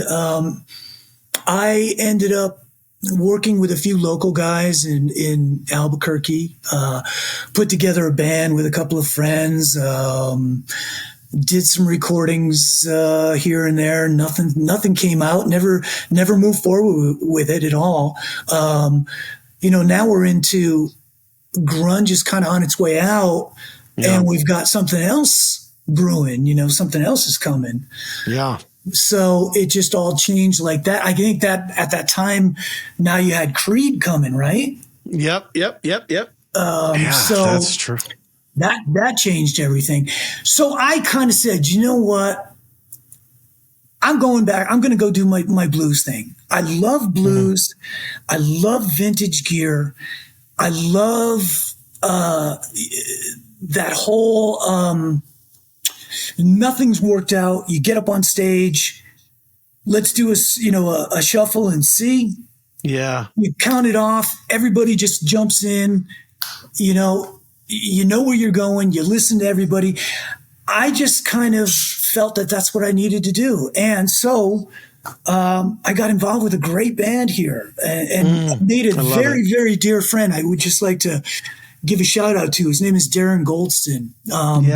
We became best friends, and he's the founder of the Memphis P-Tails, and he's been playing blues for 20, 30 years, 4 or 5 nights a week, just hardcore and doing all the good stuff. I mean, Muddy Waters and John Lee Hooker and B.B. King and Albert Collins and, doing the Hollywood Fats thing and the West Coast swing and, Junior Watson, all that cool stuff.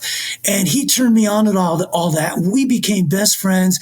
And he made me an honorary Memphis P-Tail kind of second guitar player. I love it. And I was more than welcome to show up any gig I wanted to. And I did. And that's what I did. I just showed up and we hit it off and I learned a lot. He taught me a lot. What great, great, great blues player. Great person all the way around. So that happened at that time. And I also met a very dear friend named Ron Sanchez, who worked at a local guitar store called Encore Music. And he was a luthier. I think he studied under Dan Earlywine. Oh, wow. Yeah. So Ron really knew his thing. And, he was a little bit older than me and he took me underneath his wing and just shared so many great stories about back in the day and, this guy and blues and B.B. King and Montrose coming into town and, all that stuff. And then he would do work on Sundays at the store and the place was closed. So he would invite me down and there was always a 1965 deluxe reverb or, some 1960s 335. And, we would just plug this stuff in and I got to hear the Vibrolux and the deluxe reverb and the blackface twin. And then, that led to, God, how did Mike Bloomfield get that magic guitar sound? Yes. And then Peter Green. And then, Ron just turned me on to all this vintage gear and it was just priceless information. So he's responsible for all the rabbit holes I've been going down with guitars, pickups, gear, wood, strings, speakers, tubes, all that kind of stuff. So yeah, we're still, all of us are still great friends today too. So I owe them a lot for kind of getting me, just kind of helping me in that direction because that's what I wanted to do. And there's no money in it. I never took any money when I played with Darren. Free drinks, free pizza. That's about it. And I didn't want the money. I just wanted the experience. It was nice to be able to get up on stage and kind of reinvent yourself. Really studied that music a lot. I paid a lot of attention to the detail. And actually, I would run into people occasionally that said, "Hey, I know you. You're from that band XYZ. What are you doing playing blues here in Albuquerque? It's crazy." And I'm like, you know what? These are my friends and this is where I live and this is what I want to do. And he goes, "Well, why don't you show us some of that old stuff?" And I'm like, man, I would love to, but I don't think the blues platform calls for that. It was like, leave your rock chops at home. We're playing traditional blues. We're not playing rock guys who play blues, who play fast occasionally and all this other stuff. You got to milk it. You got to milk it. You just hang on that note and bend it into the next, playing through the changes. Now you got to play through the 4 chord and resolve it and the tension and then go play through the 5 chord. And then you got your turnaround coming. And then now you want to let the band know that you're going to have another pass. So you got to invent that stuff on the fly. Yeah. And it was just a wonderful learning experience. I think it really helped me as a guitar player to know when to make a stand and when not to, Yeah, just a great time. So up until recently, I when I started this channel, I said, well, I'm going to certainly take a pass at Marc's stuff because he's such an influence on my guitar playing, like massively. Well, thank But you. then I looked around and I said, I don't, like a lot of people, it's like there were certain people, it's like some people I could find on social media, some people I couldn't, but I would get comments all the time. If I did one of your songs, it was like, where's Marc? Are you going to, where's Marc? Where's Marc? Did you also kind of just say, I want to be here? You said your son was born. Do you have more than one kid, or I don't know, but yeah, three. And did you say I'm just going to be a dad and hang out and disappear? Yeah, pretty much. I've heard people refer to me as a ghost. I mean, occasionally I pop up once in a while, and I never really intended that for to happen. I never needed to be famous. It didn't really mean anything to me. I appreciate it. I appreciate the fans. I'm a fan too. I'm a fan just like you.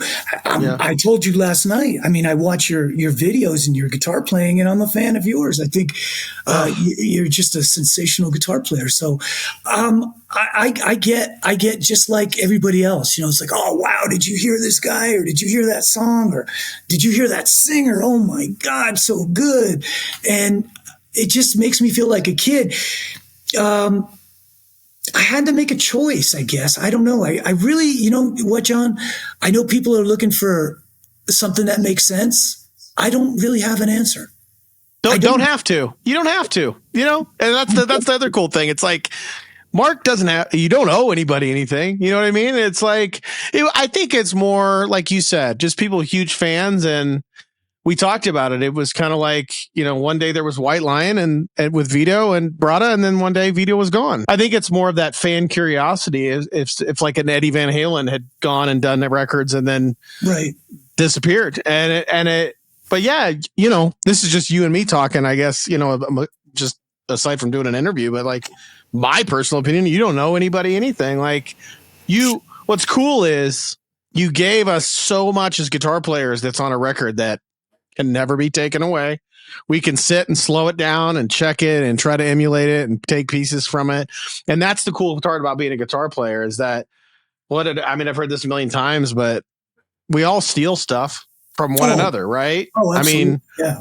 And I've stolen so much from you, and it's like, you don't owe me anything. Like I owe you. Well, I stole it from somebody else. So I think they probably stole it from somebody else. So, but it's cool. It's cool because it's like I call it like a stew. It's like, I took this riff from Hendrix, and I took these 93,000 from Marc Diglio, and I took these 12 from Dan Huff, and I took this one from Michael Landau and Lukather. I took this one from the Rosanna solo, and I did this, and I dropped it into a pot. And my and what is it? Steve Lukather says our vibrato is like our fingerprint. It's the one thing that everybody's is a little bit different. And we all put it in this stew, and then it comes out, and that's us as guitar players. And the only reason I asked the question is I know somebody would have asked me to ask you, but I don't ask that in that Marc owes anybody anything. I more just ask of, hey, did you make a decision that I don't even want to be in the limelight? Because I think a lot of people also saw XYZ out, on the road in the last however many years recently, and they're like, Marc's not with them. And so I think they just generally were curious, and absolutely. I totally get it. But it's sort of come to today where thank you for allowing me the opportunity to reach out to everybody and say, thank you so much. I mean, I owe everybody a lot of gratitude and it's heartfelt, thank you to all the YouTube videos and people like yourself and, taking the time to still be interested in me, even though I feel like I walked away from y'all and I didn't mean it, it's just the way life happened. And, like I said, I wonder what would have happened if I stayed with it actively from the early 90s and was out there. I don't know where I would be today. I don't know what kind of person I would be. I don't know if I'd still be around. I don't know. But, hey, it's just the way things go, right? So let's go to today. You're telling me you got into woodworking and you were down to one guitar. Yes. Tell that story, because that leads us to what you're up to now. Well, that one guitar thing ended up happening after I sold all my stuff. One guy, can't remember who it was, he ended up buying it all. And that was in the 90s, right? You just sold it. He took it, and I needed something to do. So I said, you know what? I like, working with wood, and I went out and I bought a whole bunch of stuff and started making things, and learning the trade, which is a wonderful trade. So I made all the furniture in the house, and I was just having a good time. And all of a sudden, one day, I opened up a closet looking for something. There was an acoustic guitar in there, and it happened to be the one that the band gave me for my 19th birthday or 20th birthday or something like that. It was a no-name brand. I think it was called a Morris or something like that.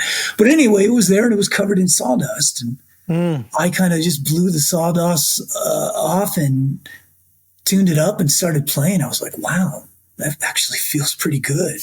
Because I had walked away for maybe a year or more at that point from not playing at all. So I was like, wow, that feels good. And then sure enough, wasn't too long after that, all that woodworking stuff gone. Red Strat into the picture. This into the picture. This, amplifier, and just started getting into all that. And yeah. So you don't have any of your guitars from the XYZ era anymore. But I do not. Everything is gone. I have stuff that I've been collecting for the last maybe 10 years, something like that in there. Okay, gotcha. Yeah. Is a lot of the stuff you've gotten back because of doing blues for the last 20 something years? Like, is a lot of it more your traditional stuff? Have you snuck a Charvel back in there or a Super Strat back in there? No, I have not. There's been times, though, which is very recent since the XYZ thing coming back up, that I wish I had a little bit more output gain as far as pickups go, and maybe something set up more rock and roll guitar. But I'm like, nah, I don't need that. I'm happy with what I have. Everything is definitely based on the vintage thing. I have one original. That's it. It's a 1968 cherry red ES355. Ooh, yeah. Nice. That's the it's got the what do they call that? The maestro. The gold thing on, the BB King to the bone. Yeah. So I have that. I got that probably about 10, 12 years ago. I have an R8 custom shop, Les Paul, Ice T Burst, Beat. A lot of wear in it. That was my main guitar for a long time. Upgraded the pickups to Stevens Design, the HD 61s. Awesome pickups, just sound so true to the original PAFs. That was from his early batch too. I've seen the prices just skyrocket on that. I've got a 63 custom shop reissue, 3-tone Sunburst Strat. I've got, a Memphis custom shop 64 reissue, 345. I've got a 57 reissue Strat. I've got a 62 reissue Olympic white Strat. I've got acoustic guitars. I've got a 50 something reissue Telecaster, another Telecaster with some Lawler P90s in it. I got too many guitars, man. Some of them are going to be going to my reverb store once I decide which ones I can't live without, but eventually. I get it. We're all, well, okay. I'll tell you what, I'm this close to sending Marc Diglio a Super Strat since I'm making them. So you are. I'm just going to send you one. I'm just going to send you one. I know one day. And you know what? Hang on one second. There's something about the fact that it's yellow. Oh, wow. That's funny. And it's got a Floyd. It kind of has that early 80s San Dimas feel, Yeah. It's crazy when you get into all this. The gear today that I use, for the most part, completely different from what I used back then and what I knew back then. Sure. And we've all kind of advanced, grew, our tastes change. Yep. I have been playing low wound, low output pickups because I like the fact of I think they bring out the character in blues. I'm speaking. They bring out the character, the wood of the guitar. You let the amp do the work. You don't need a hot pickup for blues. You really want the headroom. So I've my neck profiles have gone to C-shaped 59 Les Pauls. I really prefer that. The string gauge used to be, 11s. I even experimented with 12s at the time. 11s, but I played a lot. I taught myself how to play a lot of slide guitar. So, the 11s were nice because I wasn't fretting out, with the lighter gauge strings. Sure. My hands are not as strong. I don't play as much as I know I should. I think when you play out 3, 4, 5 nights a week, you get that hand strength and, you're able to go from 10s to 11s, no big deal. I'm at 10s right now, but I'm even thinking I want to try 9s again, see what that feels like. And then my amps, I've got a few. I've got a Fuchs ODS 50. Which is kind of like a Swiss Army blade for me, Swiss Army knife for me. You got that Fender blackface thing if you want it. Yeah. It sounds great clean. It sounds great with pedals. You could take it to Marshall Land, and then it's got the Dumble thing going too. So you can get that sort of squishy thing happening. So that's a very useful tool. I've got a Marshall Bluesbreaker 212 combo. I think it was built 1994. Don't use that too much. I still got one vintage amp left. I've got a 1966 Super Reverb. I'm such a Super Reverb fan. Oh my God, they're just awesome. Absolutely incredible. And I've got a David Bray 4550 that he tweaked for me, custom, I told him what I was looking for and he did his thing and sent it back to me, and great sounding amp. I mean, I get the Van Halen thing. I can get it if I want it. I didn't ask him to put that in there, but he put in this gangster button, which you step on it and it takes you, everything goes to 10. So that's there if I want it. But I also, by pulling out a couple of buttons, can get Jimmy Page tones. I can even take it down and get B.B. King tones, and I can get them at a whisper in my bedroom. It's like, wow. With it was funny when I was starting this channel, I was doing research to see if you were out there, and the one thing it led me to was David Bray put up a post about you playing one of his amps and how much you enjoyed it. Yeah. And that sent me down the rabbit hole of learning about his amps and listening to the tones, and me coming from this era, but also coming from the blues era. So for me, I have to be able to step on it and go to Saldano land, you know, and like modified Marshall Morin amp land. And I also though love when I need to occasionally, like I was covering a Michael Landau solo from a Linda Ronstadt song, and I was also covering a Landau solo from a Wilson Phillips track where it was just a straight Strat tone. I mean, neck pickup, kind of a little bit of, hair on it, but more of like that R&B kind of gain. And I was listening to David Bray's amps. I was like, oh my God, talk about versatility. Like, you know what I mean? Cause I feel like for a long time I had amps to do a little bit of everything, but I never had that one to do it all. And, so I've just been really impressed with his amps. Awesome builder and great guy to boot. I mean, I've chatted with him so many times. He's just so nice to work with.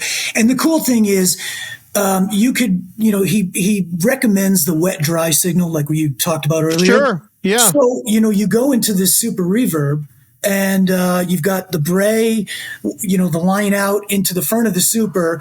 You can go add your effects to that, and then you can have an ABY switch, and you can just turn the Bray off if you want just that clean, Wow. From the super reverb kind of thing.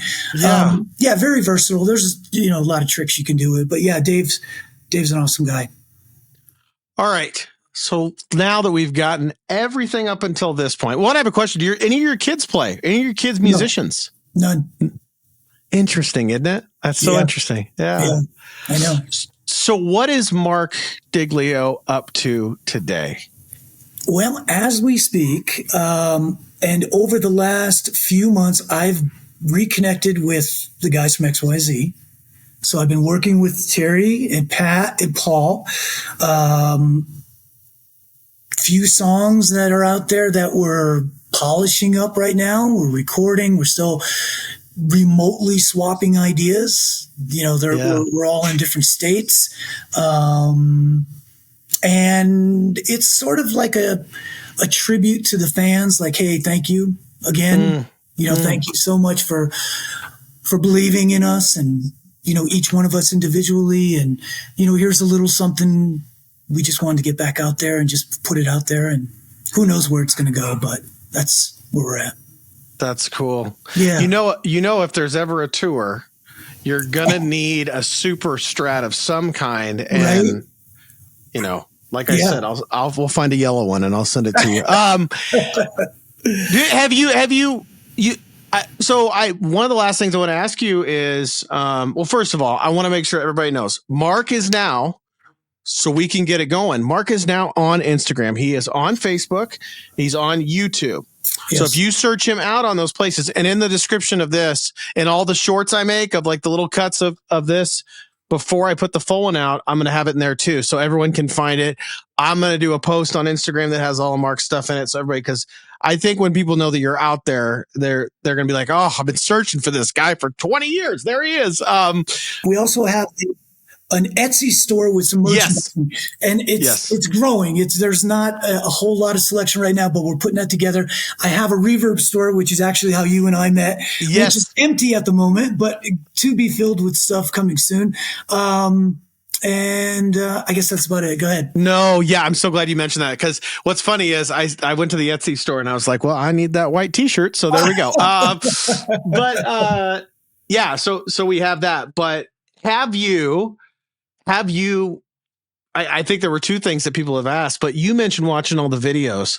How often, you and I got into a discussion of watching the videos of your solos. How often do you go back and watch those and check them out? And do you ever watch them and go, oh, I don't know if I played it exactly that way? Or does it jog any memories of kind of crafting those solos or the different ways people interpret them? Because I'm assuming, like you and I talked about, there's a lot of different positions you can play a note depending on the string and have the same. Like I can play it up here if I'm on this part of the string set over here. Do you ever look at them and go, oh, that's interesting, they play it that way? That wasn't the way I played it in the studio. Or what's that like watching that? It's unbelievable. I mean, sometimes I'll check in with it, and just watch it and just I'm blown away. I mean, I'm speechless. I can't explain it. I have not done anything to, deserve that kind of attention, I guess I want to say. Yes, you have. Yes, you have. That was a long time ago, but yet I guess it's, it's still inspiring next generation and so on. And it's such a thrill and it feels so good.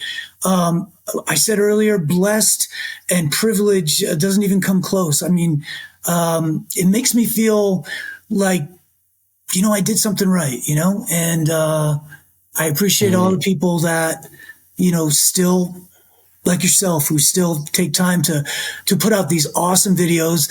And yes, I do watch them and I'm like, did I do it that way or not? And, sometimes, like you said, you can play it the same lick in different places on the guitar. It either thickens it up or not. Right. Playing it.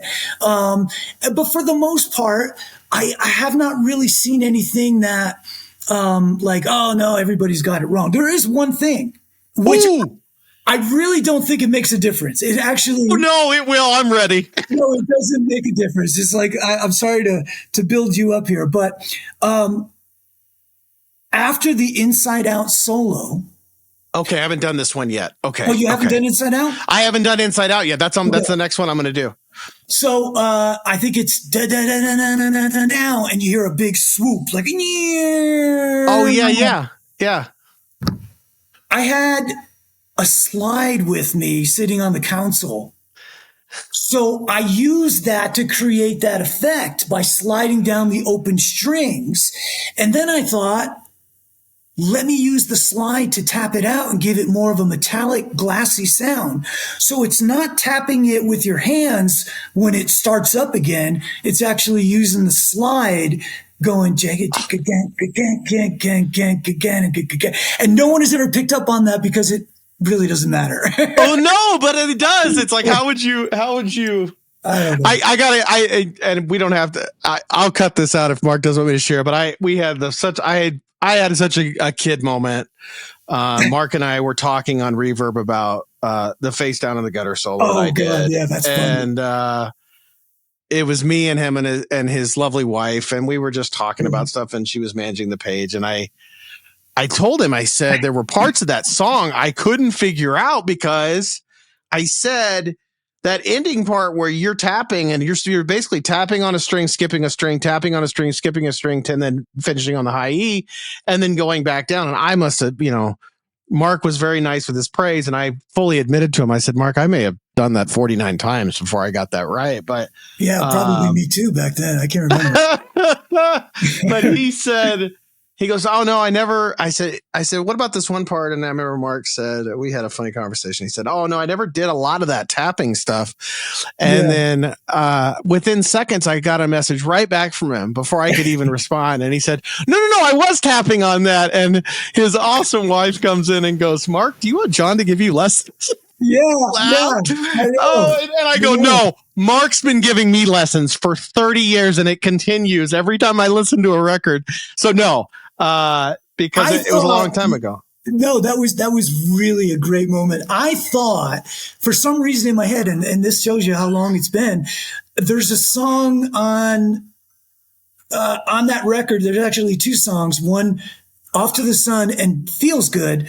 I'm probably getting it wrong too, but it's where I take my right hand and use it as a damper over the strings, not pressing down, but just dampen it. Like today they use that cloth thing. Yes. And, of course, with so much gain in the low action and the light strings, I just sort of hammered out the arpeggio. Okay, and that makes sense now. What's so funny is I did there, but you were right. Well, what's so funny is, so Scotty Hill from Skid Row did a video one time talking about, I believe it was the 18 in Life song solo, but there's a part where he said, he goes, people thought it was some stylistic thing that I was putting this hand over here. He goes, the only reason I put this hand over here is there's so much gain that if I didn't hold this and I did this little thing, it was just going to ring out. And so when you said that, I'm like, no one's using the cloth. I was seeing if I had one with me. Like, no one's using the damper up at the top. You just had to stick your hand over and hope. Yeah. So that was, that was such a cool moment. I think, and I'm not sure, but there is a live video, and this is kind of weird too.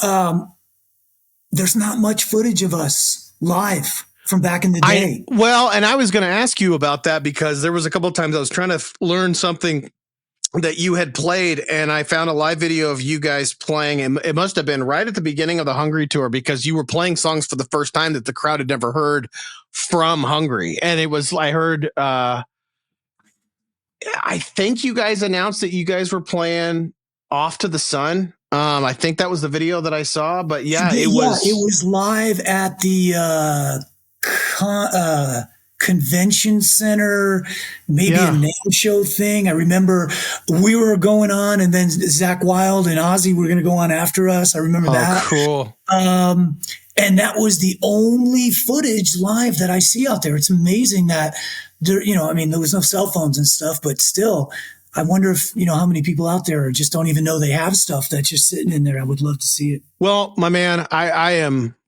this is a bucket list moment for me. Christmas came early. I am I can't thank you enough. I met one of my heroes officially last night on the phone, and I got to talk to him today on this Thank you, video interview. And any other interview I do is a bonus cherry on top, because I'm good, man. This has been just so phenomenal. And yeah, like I said, I'm gonna have all of Marc's stuff in the description of everything that we do, so you guys can find out how to follow what he's up to. I'm so excited to see what is next for you, my friend. And yeah, I just can't thank you enough. John, I feel the same. I thank you. Thank you so much for the time you gave me today. Absolutely wonderful. Again, a shout out to all those people out there who are fans, and great videos. Keep them coming. Great lesson videos, covers, all that stuff. Got some new material coming. Maybe somebody might want to take on something that's coming up pretty soon. Thanks for the opportunity. I love you guys. Really, really awesome. Thank you.